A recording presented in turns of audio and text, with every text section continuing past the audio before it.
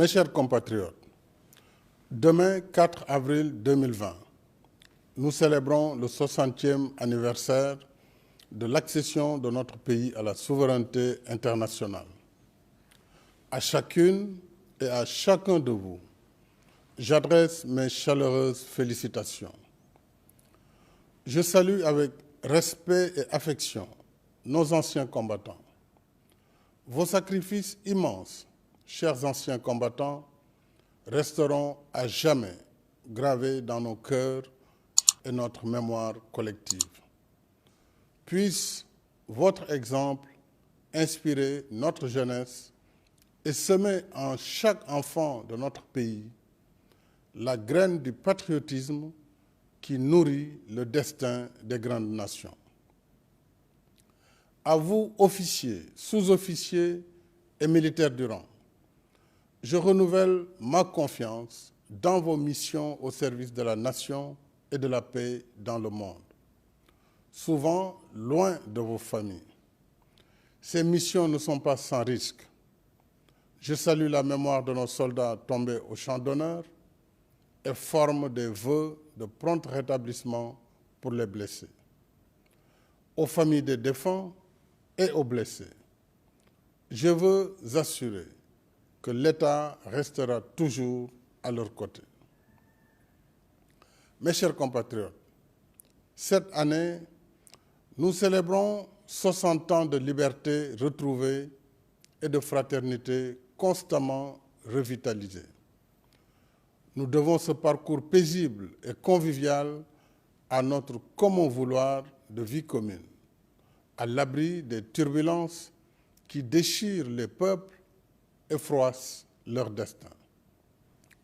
Ce legs des anciens nous engage à tenir ferme le flambeau de la liberté, de la paix et de l'unité nationale, afin qu'il continue d'illuminer notre voie et celle des générations futures. Un grand défilé civil et militaire devait marquer l'éclat de nos 60 ans d'indépendance. Mais les circonstances exceptionnelles liées à la sévère pandémie du Covid-19 ne permettent pas un tel événement. En lieu et place du défilé, je présiderai demain au Palais de la République une cérémonie de levée des couleurs sobre et symbolique. Toutes les autres manifestations initialement prévues sont annulées sur l'étendue du territoire national. Dans le contexte de lutte contre le Covid-19, le thème de la fête de l'indépendance porte cette année sur le rôle des forces de défense et de sécurité dans la gestion des pandémies et autres catastrophes. Voilà qui rappelle que nos forces de défense et de sécurité, fidèles au concept armée-nation, font corps et âme avec la nation et en ressentent chaque pulsation. Ainsi, au-delà des opérations liées à l'état d'urgence, l'armée soutient également notre vaillant personnel de santé, dont je salue à nouveau la disponibilité, le dévouement, le courage, la compétence et surtout le professionnalisme. Cette pandémie Covid-19, inédite par sa brutalité, son ampleur et ses effets paralysants, renseigne à suffisance sur les nouvelles menaces qui pèsent sur l'État-nation. Nos forces de défense et de sécurité doivent donc s'adapter davantage à la prise en charge de ces périls au double plan stratégique et opérationnel. Je poursuivrai le renforcement des capacités de nos armées à cette fin.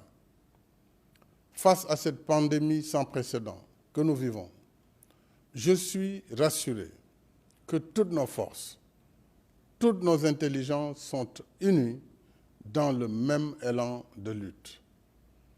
Les consultations élargies que j'ai tenues la semaine dernière montrent que les ressorts de notre nation restent solides. Ne baissons pas la garde. Restons mobilisés dans l'observance des règles d'hygiène individuelles et collectives. Respectons les mesures édictées par l'état d'urgence, limitons nos déplacements, restons à la maison. Prenons très au sérieux cette maladie. Évitons la stigmatisation pour une maladie certes très contagieuse, mais pas du tout honteuse. Signalons aux services de santé tout cas suspect pour une prise en charge précoce.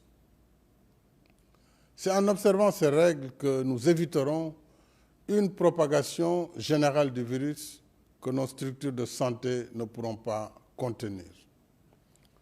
Mes chers compatriotes, comme partout ailleurs, notre économie subit de plein fouet l'impact du Covid-19.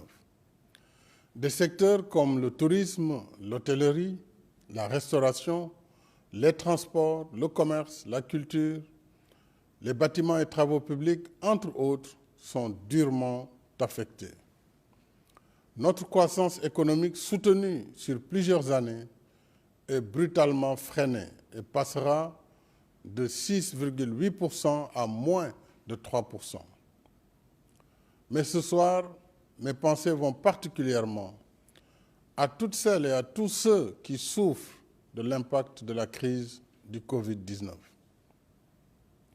Je pense aux millions de pères, mères et soutiens de familles menacés de précarité.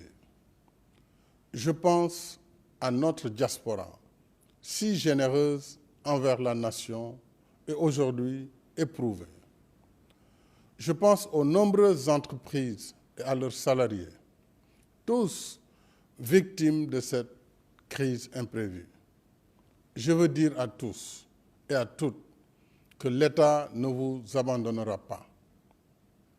Devant l'urgence et en attendant une évaluation complète des effets de la crise sur l'économie nationale, j'ai mis en place un programme de résilience économique et sociale afin de renforcer notre système de santé et soutenir nos ménages, notre diaspora, nos entreprises et leurs salariés. Ce programme est décliné en 4 axes. Premièrement, le soutien au secteur de la santé à hauteur de 64,4 milliards de francs pour couvrir toutes les dépenses liées à la riposte contre le Covid-19. Deuxièmement, le renforcement de la résilience sociale des populations. L'État prendra en charge les dépenses suivantes. 15,5 milliards pour le paiement des factures d'électricité des ménages abonnés de la tranche sociale pour un bimestre, soit environ 975 522 ménages. 3 milliards pour la prise en charge des factures d'eau de 670 000 ménages abonnés de la tranche sociale pour un bimestre. 69 milliards au lieu des 50 initialement prévus pour l'achat de vivres au bénéfice d'1 million de ménages éligibles. 12,5 milliards pour aider la diaspora. Troisièmement, l'État sauvegardera la stabilité macroéconomique et financière pour soutenir le secteur privé et maintenir les emplois à travers un programme d'injection de liquidités assorti de mesures fiscales et douanières. Ainsi, 302 milliards seront consacrés au paiement dû aux fournisseurs de l'État. Les règles et priorités de paiement concourant à l'objectif de stabilité économique seront publiées et connues de toutes les entreprises. Ces dernières s'engageront à maintenir les salaires. Une enveloppe de 100 milliards sera spécifiquement dédiée à l'appui direct des secteurs de l'économie les plus durement touchés par la crise, notamment les transports, l'hôtellerie et également l'agriculture. De même, en rapport avec le secteur financier, l'État mettra en place un mécanisme de financement à hauteur de 200 milliards, accessible aux entreprises affectées selon une procédure allégée. L'État procédera au remboursement des crédits de TVA dans des délais raccourcis pour remettre de la trésorerie aux entreprises. Des remises et suspensions d'impôts seront accordées aux entreprises qui s'engageront à maintenir leurs travailleurs en activité pour la durée de la crise ou à payer plus de 70% du salaire des employés mis en chômage technique pendant cette période. Cette facilité de trésorerie concerne les retenues opérées sur les salaires et les cotisations sociales que les entreprises du secteur privé versent à la Caisse de sécurité sociale et à l'IPRES. Pour la mise en œuvre de cette mesure, l'administration fixera en toute transparence les règles concernant les engagements de l'État et la responsabilité des entreprises. Les petites et moyennes entreprises dont le chiffre d'affaires est inférieur ou égal à 100 millions de francs et les entreprises évoluant dans les secteurs les plus impactés par la pandémie, notamment le tourisme, la restauration, l'hôtellerie, le transport, l'éducation, la culture et la presse, bénéficieront d'un différé de paiement des impôts et taxes jusqu'au 15 juillet 2020. Au titre du soutien à l'investissement, il y aura une prolongation du délai général de paiement de la TVA suspendu, recouvré par la douane et les services fiscaux de 12 à 24 mois, ce qui représente un report de paiement de 15 milliards sur l'année 2020. Il sera accordé une remise partielle de la dette fiscale constatée au 31 décembre 2019, due par les entreprises et les particuliers pour un montant global de 200 milliards. De même, l'État procédera à la suspension du recouvrement de la dette fiscale et douanière des entreprises les plus affectées par le Covid-19. En contrepartie, elles devront s'engager à maintenir les salaires de leurs employés ou à payer plus de 70% du salaire des employés mis en chômage technique. Les entreprises et personnes physiques qui soutiennent le Force Covid-19 sous forme de dons versés au compte ouvert au Trésor public pourront déduire ces dons de leur futur résultat fiscal. J'ai également ordonné une réorganisation du budget par des coupes sur les dépenses de fonctionnement et d'investissement reportées, ce qui correspond à une économie de 159 milliards de francs. En outre, le gouvernement sécurisera 178 milliards pour couvrir partiellement des pertes de recettes budgétaires induites par la crise. Quatrièmement, enfin, le programme de résilience économique et sociale permettra d'assurer l'approvisionnement régulier du pays en hydrocarbures, produits médicaux, pharmaceutiques et denrées de première nécessité. Le gouvernement veillera particulièrement à lutter contre toute pénurie artificielle et hausse indue des prix. L'ensemble des dépenses liées à la mise en œuvre du programme de résilience économique et sociale seront couvertes par le Fonds de riposte contre les effets du Covid-19, Force Covid-19, doté de 1 000 milliards de francs CFA, financé par l'État et des donations volontaires. Au nom de la Nation, je remercie celles et ceux qui ont déjà contribué aux forces Covid-19, secteur privé, personnes physiques et partenaires au développement.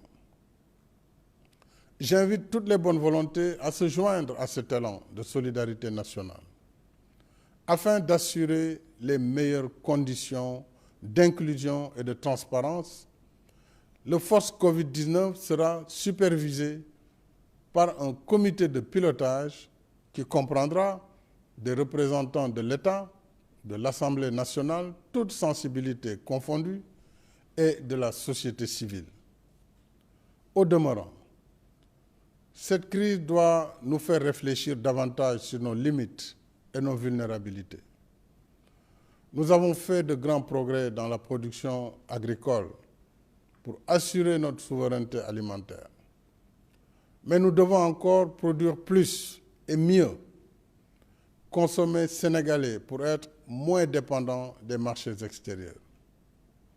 Je tiens particulièrement à la mise en œuvre accélérée du programme d'autosuffisance en riz. Mes chers compatriotes, dans un contexte global marqué par de nouvelles menaces transfrontalières comme le Covid-19, la vulnérabilité de l'État-nation rend encore plus pertinent l'attachement de notre pays au panafricanisme. Parce que l'unité africaine est pour nous un impératif de premier ordre. Je poursuivrai sans relâche mes efforts à l'échelle sous-régionale et continentale pour un front commun de l'Afrique dans la gouvernance mondiale et la prise en charge de l'impact du Covid-19. Quand une crise frappe toutes les économies, les plus faibles sont évidemment les plus affectés. Je renouvelle par conséquent mon appel aux partenaires bilatéraux et multilatéraux à appuyer nos efforts en annulant la dette publique et en réaménageant la dette privée selon des mécanismes à convenir. Du reste, la tourmente qui secoue le monde a fini de révéler au grand jour la fragilité de tous les pays et leur vulnérabilité commune. Alors, il est temps de repenser l'ordre des priorités. Il est temps de travailler ensemble à l'avènement d'un nouvel ordre mondial qui met l'humain et l'humanité au cœur des relations internationales. Ensemble, mes chers compatriotes, tenons bon. Ensemble, restons debout et combatifs. Ensemble, gardons le cap sur l'objectif d'émergence par le culte du travail, de la discipline et du civisme.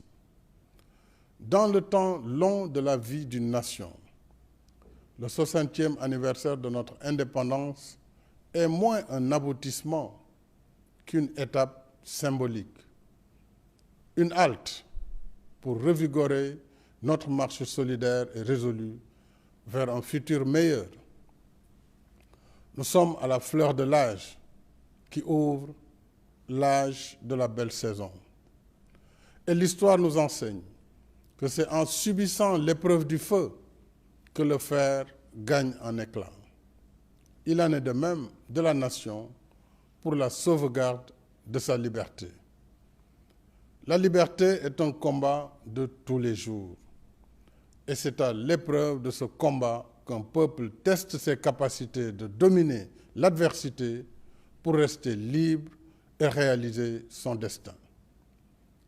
Unis et solidaires, j'ai foi en notre détermination à hisser nos capacités à la hauteur de nos ambitions pour accomplir notre grand dessein.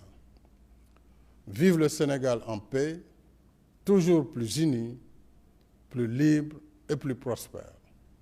Bonsoir et bonne fête de l'indépendance.